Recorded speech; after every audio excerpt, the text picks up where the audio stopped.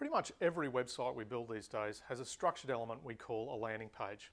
So unlike a homepage that needs to be everything to everyone, so you're feeding people through to various parts of your website and trying to talk to multiple audiences and communicate different audiences on your homepage.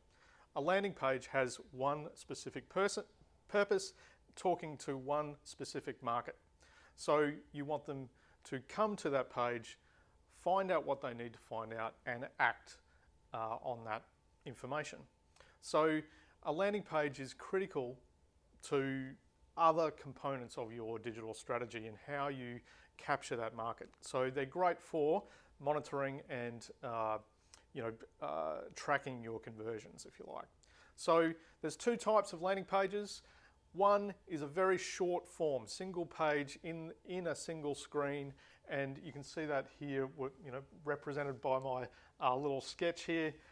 Usually, a little bit of brand, headline, a small call to action in text, some image around what you want the user to do, a form to collect the data, and a single call to action for the user. And that's one of the main features of a landing page. You only want them to do one thing. Don't distract the users with navigational structures, feeds off to social, multiple different options of what you want the user to do. That's not the purpose of the landing page. You want them to convert so you can test and measure that conversion strategy and your ads in the most effective way. So the other type of landing page is more of a long form. Now you see these more in B2B style of sites, and they can be very industry targeted with a couple of different elements in the page.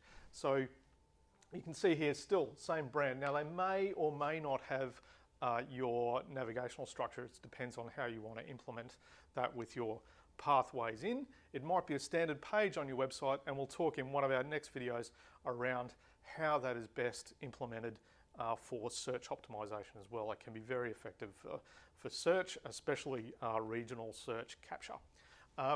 So elements of this page, a nice rounded intro talking directly to that market. You want to mirror that user that lands on that site with the content that they want to see.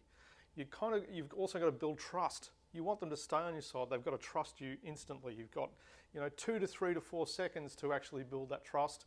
How do you do that?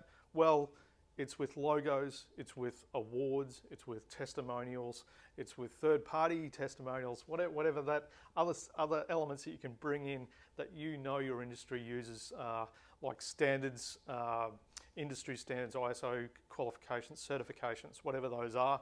You're building those into graphical elements within the site. These could be logos, these could be other industry standards that you're working towards. You've got a call to action block with a form. Again, here's a large call to action. Download now, buy now, submit this form, whatever that call to action is. If you're getting enough traffic to these, you can A/B test that element of the page to test what wording you use is going to work. You may have a testimonial here with a headshot of a brand ambassador or something like that. In B2B world, we would also potentially build in some projects. So similar projects that you're trying to sell to the same industry source.